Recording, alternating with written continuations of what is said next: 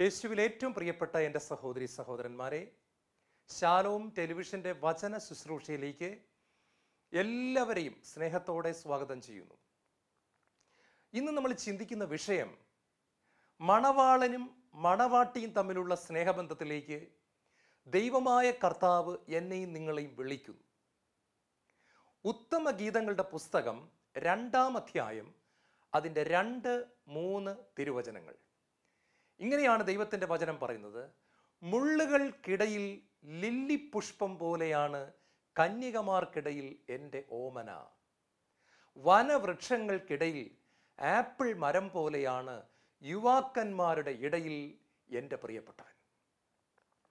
ഉത്തമഗീതങ്ങളുടെ പുസ്തകമെന്ന് പറയുന്നത് മിസ്റ്റിക്കൽ കവിതയാണെന്ന് നമുക്കറിയാം.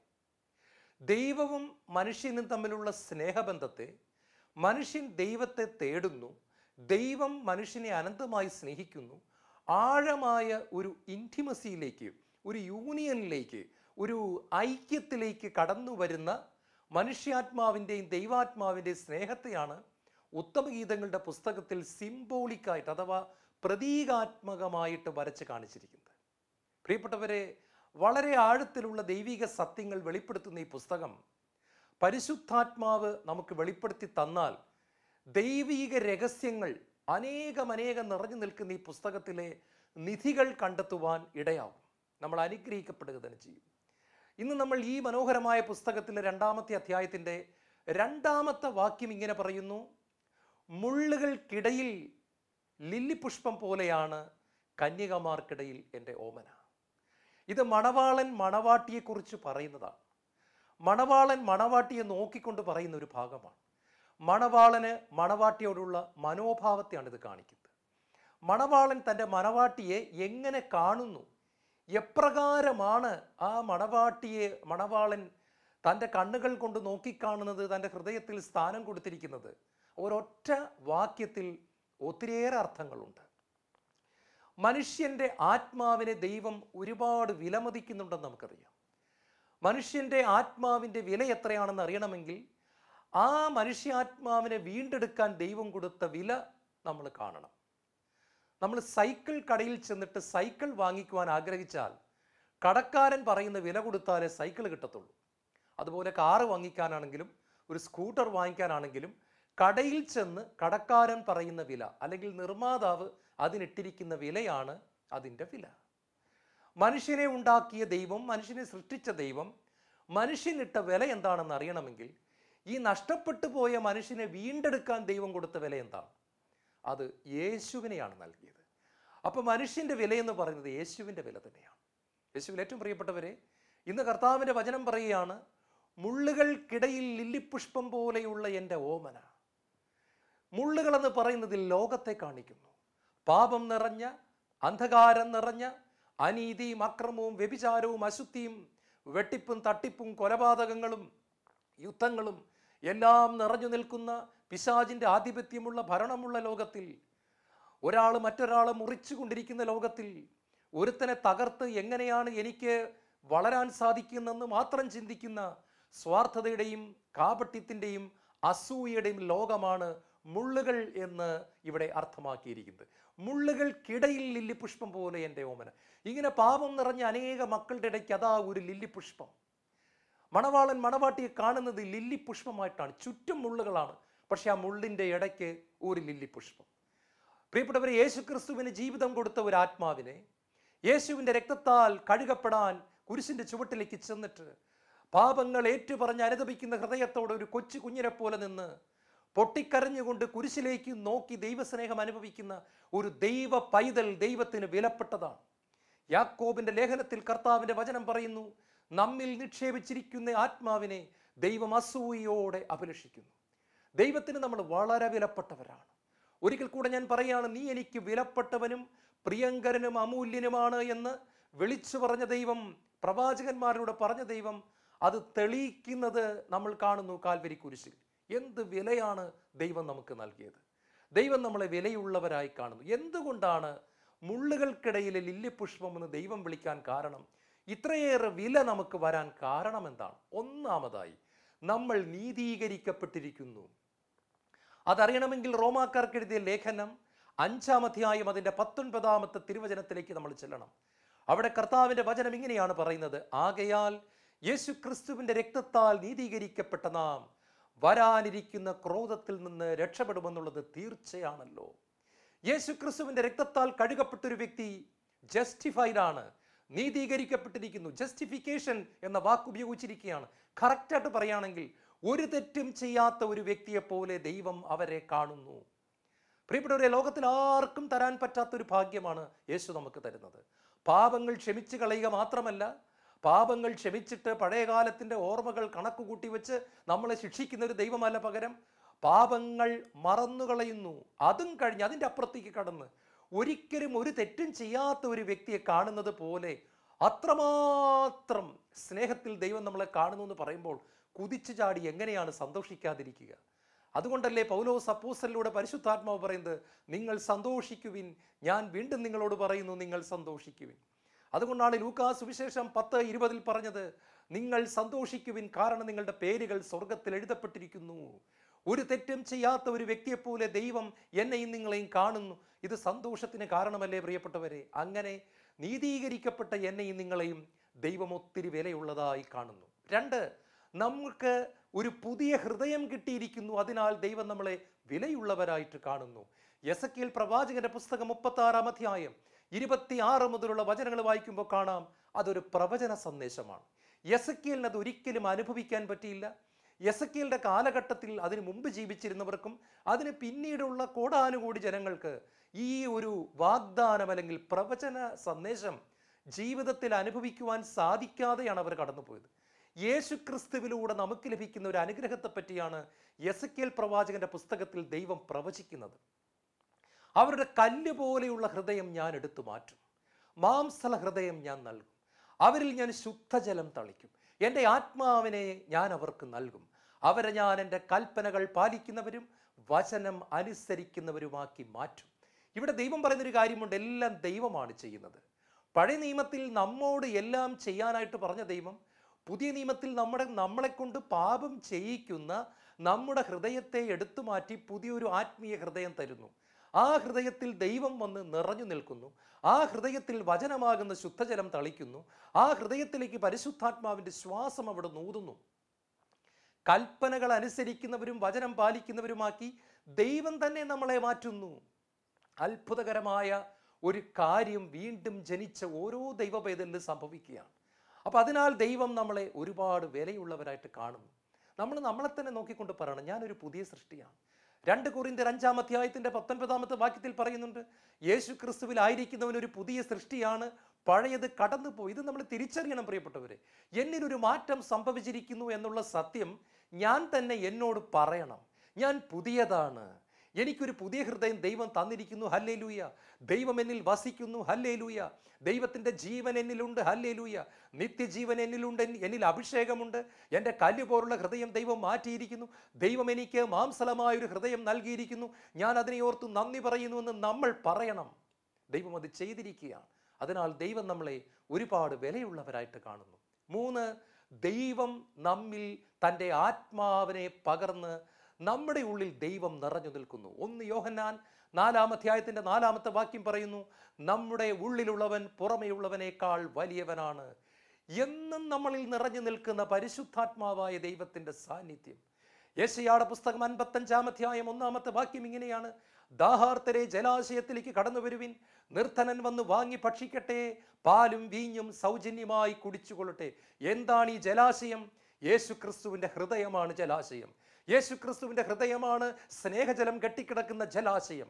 ദൈവത്തിൻ്റെ പരിശുദ്ധാത്മാവ് നിറഞ്ഞു നിൽക്കുന്ന ജലാശയം യേശു ക്രിസ്തുവിൻ്റെ സ്നേഹമുള്ള ഹൃദയം തന്നെയാണ് പ്രിയപ്പെട്ടവരെ. നമ്മൾ തിരുഹൃദയത്തിൻ്റെ ഫോട്ടോ ചിത്രം കണ്ടിട്ടില്ലേ? മുള്ളുകളാൽ തറയ്ക്കപ്പെട്ട് നിൽക്കുന്ന ഒരു ഹൃദയം, രക്തമൊഴുകുന്നൊരു ഹൃദയം, അത് സ്നേഹം മാത്രമാണ്. യേശു ക്രിസ്തുവിൻ്റെ കുരിശുമരണം കഴിഞ്ഞ ഉടൻ അല്പനിമിഷം കഴിഞ്ഞപ്പോൾ ഒരു പട്ടാളക്കാരൻ ആ ഹൃദയത്തിൽ കുന്തം കൊണ്ട് കുത്തുന്നത് നമ്മൾ വചനത്തിൽ വായിക്കുന്നു. ഉടൻ അവിടെ നിന്ന് സ്നേഹം രണ്ട് രൂപത്തിൽ പുറത്തേക്ക് ഇറങ്ങുകയാണ്. ആദ്യം അവിടെ നിന്ന് രക്തമൊഴുകി, പിന്നീട് അവിടെ നിന്ന് ജലമൊഴുകി. ദാഹമുള്ളവരെ ജലാശയത്തിലേക്ക് കടന്നു വരുവിൻ, നിർധനൻ വന്ന് വാങ്ങി ഭക്ഷിക്കട്ടെ എന്ന് പറഞ്ഞ ദൈവം തൻ്റെ ഹൃദയം ജലാശയം കുത്തി തുറക്കപ്പെടുവാൻ വിട്ടുകൊടുക്കുന്ന മനോഹരമായ ഒരു രംഗമാണ് കാൽവരി നമ്മൾ കാണുന്നത്. മനുഷ്യ ഹൃദയത്തിന് വേണ്ടി തുറക്കപ്പെടുന്ന ജലാശയം, അവിടെ നിന്ന് രക്തവും വെള്ളവും ഒഴുകുന്നു. പാപിയായ മനുഷ്യനെ കഴുകുന്ന യേശുവിൻ്റെ കറയില്ലാത്ത രക്തം ആദ്യം വരുന്നു. കഴുകപ്പെട്ട മനുഷ്യനെ നിറയ്ക്കുന്ന യേശുവിൻ്റെ ജലം വരുന്നു, ജീവജലം. ഓ, പരിശുദ്ധാത്മാവിൻ്റെ നദി ഒഴുകി വരുന്നു. പ്രിയപ്പെട്ടവരെ, എത്ര അത്ഭുതകരമായിട്ടാണ് യോഹന്നാൻ ഇത് വർണ്ണിച്ചിരിക്കുന്നത്. അതെ, ദൈവത്തിൻ്റെ പരിശുദ്ധാത്മാവ് എന്നിൽ വസിക്കുന്നു. ഇത് വലിയ ഒരു സത്യമാണ്, ഞാൻ തിരിച്ചറിയേണ്ട ഒരു സത്യമാണ്. 1 കൊറിന്ത്യർ 3:16 നമ്മൾ പറയുന്നുണ്ട്. അവിടെ കർത്താവിൻ്റെ വചനം ഇങ്ങനെയാണ് പറയുന്നത്: നിങ്ങൾ ദൈവത്തിൻ്റെ ആലയമാണെന്നും ദൈവാത്മാവ് നിങ്ങളിൽ വസിക്കുന്നുവെന്നും നിങ്ങൾ അറിയുന്നില്ലേ. ഇന്നലെ വരെ നമ്മൾ മദ്യാലയമായിരുന്നു കാണും, ഇന്നലെ വരെ നമ്മൾ അശുദ്ധാലയമായിരുന്നു കാണും, ഇന്നലെ വരെ നമ്മൾ ലഹരി ആലയമായിരുന്നു കാണും, വെറുപ്പാലയം, അസൂയാലയം, അഹങ്കാര ആലയം, പാപത്തിൻ്റെ ആലയം, പിശാചിൻ്റെ ആലയമായിരുന്നു. പക്ഷെ യേശു ക്രിസ്തുവിന് നമ്മൾ ജീവിതം കൊടുത്തപ്പോൾ അവിടുന്ന് തൻ്റെ രക്തം കൊണ്ട് നമ്മളെ കഴുകുകയും നമ്മെ ദൈവത്തിൻ്റെ ആലയമാക്കി മാറ്റുകയും ചെയ്തു. ദൈവത്തിൻ്റെ ആലയമാക്കി മാറ്റിയ നമ്മിൽ ഒരു സക്രാരി അവിടുന്ന് സ്ഥാപിക്കുന്നു, നമ്മിൽ അവിടുന്ന് നിറഞ്ഞു നിൽക്കുന്നു. ദൈവത്തിൻ്റെ ആത്മാവ് നിങ്ങളിൽ വസിക്കുന്നു എന്ന് നിങ്ങൾ അറിയുന്നില്ലേ. കൊറിന്തോസിലെ ജനങ്ങൾ പാപത്തിൽ കഴിഞ്ഞ സമയത്ത്, വ്യഭിചാരത്തിലും അശുദ്ധിയിലും കഴിഞ്ഞ സമയത്ത്, കൊടിയ പാപങ്ങളിൽ കഴിഞ്ഞ സമയത്ത് പൗലോസ്ലീഹ അവർക്ക് ലേഖനം എഴുതുകയാണ്. നിങ്ങൾ ആരാണെന്ന് നിങ്ങൾ മറന്നുപോയോ? ദൈവം നിങ്ങളിൽ വസിക്കുന്നു എന്നുള്ള സത്യം നിങ്ങൾ മറന്നിട്ടാണോ നിങ്ങൾ ഈ അശുദ്ധിയിൽ മുഴുകുന്നത്? നിങ്ങളുടെ ശരീരം കൊണ്ട് ഇത്രമാത്രം ഇമ്മോറാലിറ്റി ചെയ്യാൻ കാരണം എന്താണ്? മ്ലേച്ഛതകൾ പ്രവർത്തിക്കാൻ കാരണം എന്താണ്? നിങ്ങളൊരു ദേവാലയമാണ്, ഒരു പള്ളിയാണ്, ഒരു കത്തീഡ്രലാണെന്ന് നിങ്ങൾ അറിയുന്നില്ലേ? ആർച്ച് ബിഷപ്പ് ഫുൾട്ടൺ ജെഷീൻ പറയുന്നുണ്ട്, ഒരു ക്രിസ്ത്യാനി നടന്നു വരുമ്പോൾ ഒരു ദേവാലയം, പള്ളി, ഒരു കത്തീഡ്രൽ, ഒരു ബസിലിക്ക, ഒരു കുരിശുപള്ളി ഇതാ നടന്നു വരികയാണ്. ജീവനുള്ള ഒരു ആലയം നടന്നു വരികയാണ്. അതേ പ്രിയപ്പെട്ടവരെ, മുള്ളുകൾക്കിടയിൽ ലില്ലിപ്പൂവായി നമ്മളെ കാണുന്നതിൻ്റെ മൂന്നാമത്തെ കാരണമാണ് നമ്മളിപ്പോൾ കേട്ടത്. ദൈവത്തിൻ്റെ പരിശുദ്ധാത്മാവ് നമ്മളിൽ വസിക്കുകയും നമ്മൾ ദൈവത്തിൻ്റെ ആലയമായി മാറുകയും ചെയ്തിരിക്കുന്നു. നാലാമതായി, നമ്മൾ പിശാചിൻ്റെ നോട്ടപ്പുള്ളിയാണ്. ഇന്നലെ വരെ പിശാചിൻ്റെ സ്വന്തമായിരുന്ന ഒരു മകൻ, മകൾ പിശാചുമായിട്ടുള്ള കൂട്ടുകെട്ട് ഉപേക്ഷിച്ച്, പിശാചിൻ്റെ അടിമത്തം അവസാനിച്ച്, പിശാചിൻ്റെ ഭരണത്തിൽ നിന്നും തെന്നിമാറി, പിശാചിനോട് ടാറ്റ പറഞ്ഞ് ബൈ ബൈ പറഞ്ഞ് മറ്റൊരു വ്യക്തിയുടെ നുകത്തിൻ കീഴിൽ വരുമ്പോൾ, ഭരണത്തിൻ കീഴിൽ വരുമ്പോൾ, ആധിപത്യത്തിൻ്റെ കീഴിൽ വരുമ്പോൾ സാത്താന് കലി കയറുകയാണ്. സാത്താൻ ദേഷ്യപ്പെടുകയാണ്, അവൻ വിറകൊള്ളുകയാണ്. കാരണം ഇന്നലെ വരെ അവൻ്റെ അടിമയായിരുന്ന വ്യക്തി ഇന്ന് രാജകുമാരനായിരിക്കുന്നു, രാജകുമാരിയായിരിക്കുന്നു. ഇന്നലെ വരെ സാത്താൻ്റെ കാലിൻ്റെ താഴെ കിടന്ന് സാത്താൻ കൊടുക്കുന്ന എല്ലാ പ്രലോഭനത്തിനും ആമേൻ ആമേൻ എന്ന് മൂളിക്കൊണ്ട് ഒരു അടിമയായി ജീവിച്ചിരുന്ന ഒരു മനുഷ്യൻ ഇന്നിതാ ദൈവത്തിൻ്റെ പൊന്നുമകനായി, പൊന്നുമകളായി മാറി, അഭിഷേകം നിറഞ്ഞവനായി, വചനം ഭക്ഷിച്ച് പരിശുദ്ധാത്മാവിനാൽ നിറയപ്പെട്ട് സ്വർഗത്തിൻ്റെ തീ പിടിച്ച് നടക്കുന്ന ഒരു അനുഭവം കാണുമ്പോൾ സാത്താൻ ഏതു വിധത്തിലും അവനെ തകർക്കാൻ നോക്കുകയാണ്.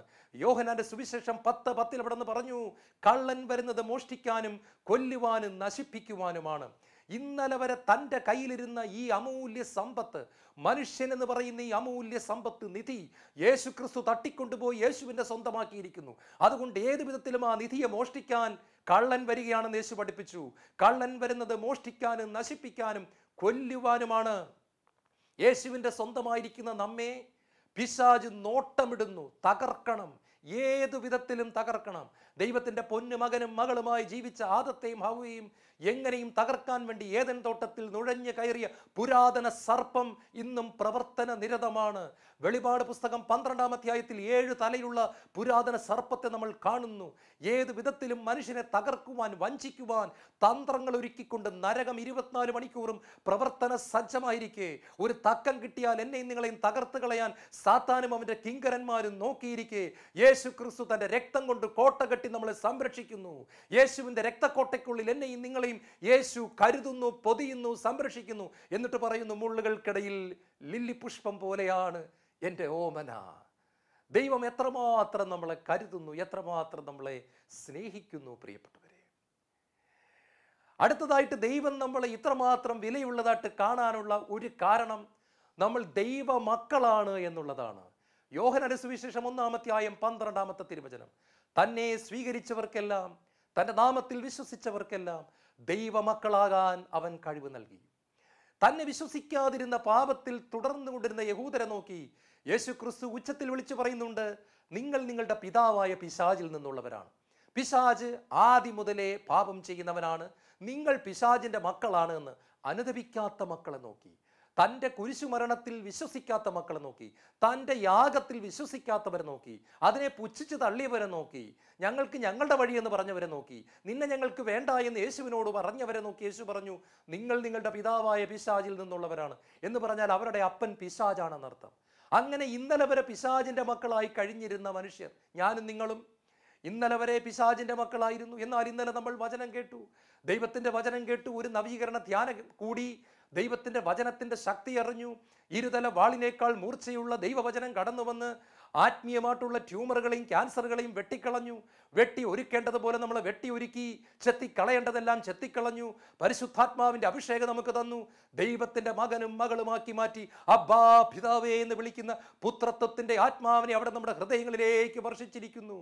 റോമാലേഖനം 5-ാം അധ്യായത്തിന്റെ 5-ാം തിരുവചനം ഇങ്ങനെ പറയുന്നു, നമുക്ക് നൽകപ്പെട്ടിരിക്കുന്ന പരിശുദ്ധാത്മാവിലൂടെ ദൈവത്തിന്റെ സ്നേഹം നമ്മുടെ ഹൃദയങ്ങളിലേക്ക് ചൊരിഞ്ഞിരിക്കുന്നു. അങ്ങനെ ചൊരിഞ്ഞുകൊണ്ട് അപ്പാ പിതാവ് എന്ന് വിളിക്കാനുള്ള ഒരു സ്വാതന്ത്ര്യം ദൈവം നമുക്ക് തരികയാണ്. പ്രിയപ്പെട്ടവരെ, ലോകത്തിൽ ആരാണ് ദൈവത്തെ അപ്പ എന്ന് വിളിക്കാൻ പഠിപ്പിച്ചത്? അത് യേശു ക്രിസ്തുവാണ് അങ്ങനെ പഠിപ്പിച്ചത്. ഒരുപാട് പേരുകളിൽ ദൈവത്തെ പലരും വിളിക്കുന്നുണ്ട്.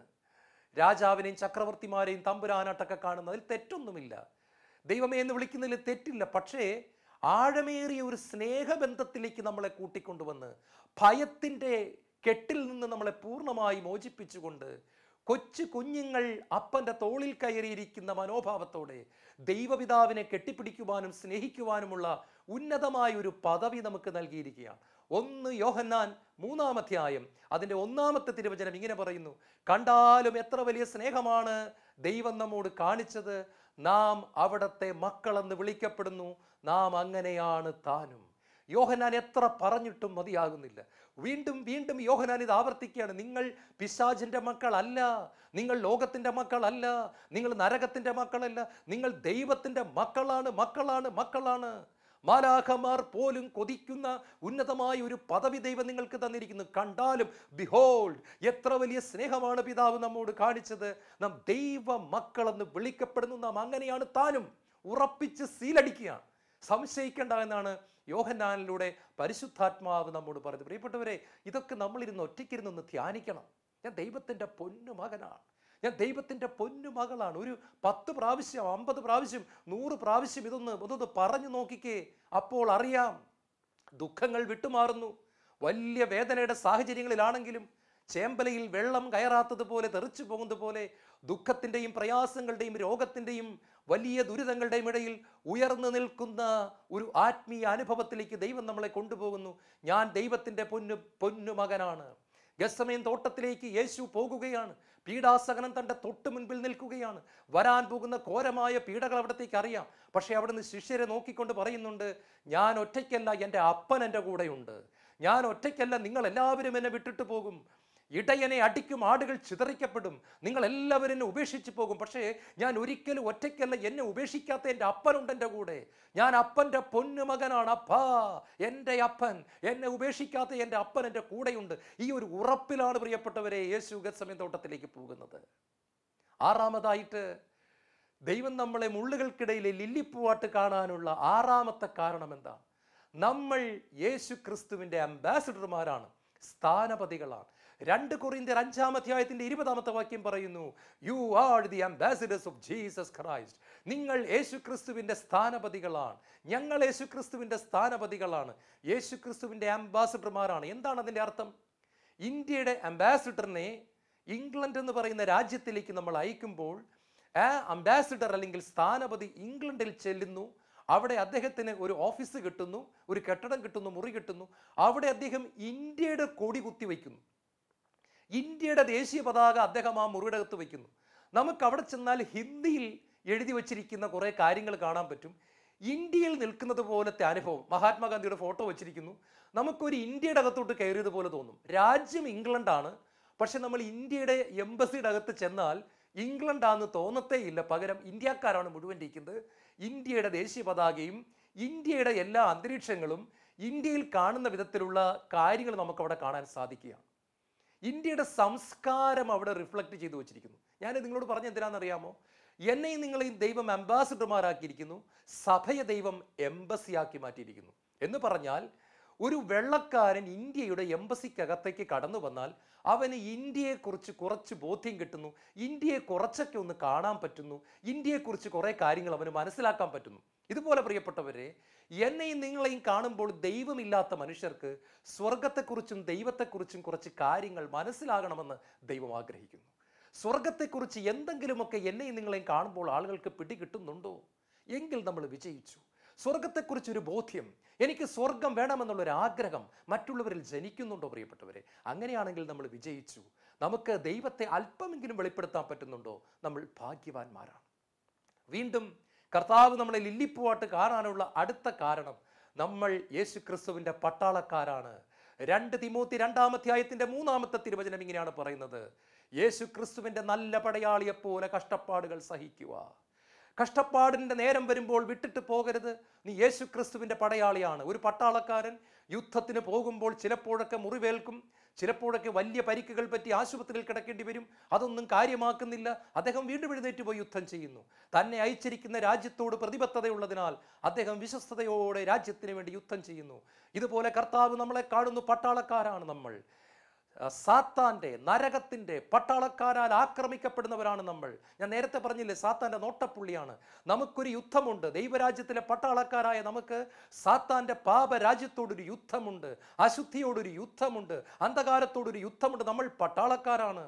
സത്യം കൊണ്ട് അരമുറുക്കി, നീതിയുടെ കവചം ധരിച്ച്, രക്ഷയുടെ പടത്തൊപ്പി അണിഞ്ഞ്, ദൈവവചനമാകുന്ന ആത്മാവിൻ്റെ വാളെടുത്ത്, സുവിശേഷത്തിൻ്റെ ഒരുക്കമാകുന്ന പാദരക്ഷകൾ ധരിച്ച് യുദ്ധം ചെയ്യാൻ എഫേസ്യ ലേഖനം 6-ാം അധ്യായത്തിൽ പരിശുദ്ധാത്മാവ് നമ്മളെ വിളിക്കുന്നുണ്ട് പ്രിയപ്പെട്ടവരെ. അതേ, നമ്മൾ അവിടുത്തെ പട്ടാളക്കാരായതിനാൽ അവിടെ നിന്ന് നമ്മളെ മുള്ളുകൾക്കിടയിലെ ലില്ലിയായിട്ട് തന്നെയാണ് കാണുന്നത്. അവിടെ നമ്മളെ ഒത്തിരി വിലമതിക്കുന്നുണ്ട്. അവിടെ നമ്മളെ ഒരുപാട് സ്നേഹിക്കുന്നു, കരുതുന്നു പ്രിയപ്പെട്ടവരെ. ഈ ലോകത്തിലെ ഏതെങ്കിലുമൊക്കെ ചെറിയ സഹനം വരുമ്പോൾ, ദുഃഖം വരുമ്പോൾ അത് കണ്ടിട്ട് ദൈവത്തിൻ്റെ സ്നേഹത്തെ സംശയിക്കാതെ ദൈവത്തിൻ്റെ വചനത്തിലേക്ക് ഞാനും നിങ്ങളും കടന്നു ചെന്ന് അവിടുത്തെ ആരാധിക്കുവാൻ പരിശുദ്ധാത്മാവ് നമ്മളെ വിളിക്കുക. അടുത്തതായിട്ട്, ഈ മനുഷ്യാത്മാവ് ദൈവത്തെ എങ്ങനെയാണ് കാണുന്നത്?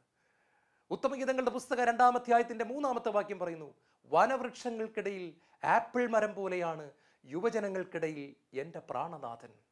വനവൃക്ഷങ്ങൾക്കിടയിൽ, കാട്, വലിയൊരു കാട്, അവിടെ എല്ലാവിധ മരങ്ങളുമുണ്ട്, സാധാരണ മരങ്ങളാണ്. അതിൻ്റെ ഇടയിലിതാ നിൽക്കുന്നു ഒരു ആപ്പിൾ മരം. സാധാരണ മരങ്ങളുടെ ഇടയിൽ അസാധാരണമായ ഒരു ആപ്പിൾ മരം നിൽക്കുന്നു. യേശുവിൻ്റെ സ്നേഹം രുചിച്ചറിഞ്ഞ ഒരു മനുഷ്യൻ വിളിച്ചു പറയുന്നത് ഇങ്ങനെയാണ്: യേശുവേ, അങ്ങയ്ക്ക് തുല്യനായി ആരുമില്ല, അങ്ങയെപ്പോലെ ആരുമില്ല. കർത്താവേ, ദൂതന്മാരിൽ നിനക്ക് തുല്യനായി ആർ എന്നവൻ പാടുകയാണ്. എൻ്റെ കർത്താവിനെ പോലെ ഒരു ആത്മീയ ഗുരുവില്ല, എൻ്റെ കർത്താവിനെ പോലെ ഒരു മത നേതാവില്ല, എൻ്റെ കർത്താവിനെ പോലെ ഒരു ഫിലോസഫർ ഇല്ല, അവനെപ്പോലെ ആരുമില്ല. ഞാനാണ് വഴി, ഞാനാണ് സത്യം, ഞാനാണ് ജീവൻ എന്ന് പറഞ്ഞവൻ അവൻ മാത്രം. ഞാൻ ലോകത്തിൻ്റെ പ്രകാശമാണെന്ന് പറഞ്ഞവൻ അവൻ മാത്രം. ഞാൻ ജീവനും പുനരുത്ഥാനവുമാണെന്ന് പറഞ്ഞവൻ അവൻ മാത്രം. ഞാൻ നിന്നെ ഒരിക്കലും ഉപേക്ഷിക്കില്ല, തള്ളിക്കളയത്തില്ല എന്ന് പറഞ്ഞവൻ അവൻ മാത്രം. എനിക്കും നിങ്ങൾക്കും വേണ്ടി കുരിശിൽ പിടഞ്ഞു മരിച്ചവൻ അവൻ മാത്രം.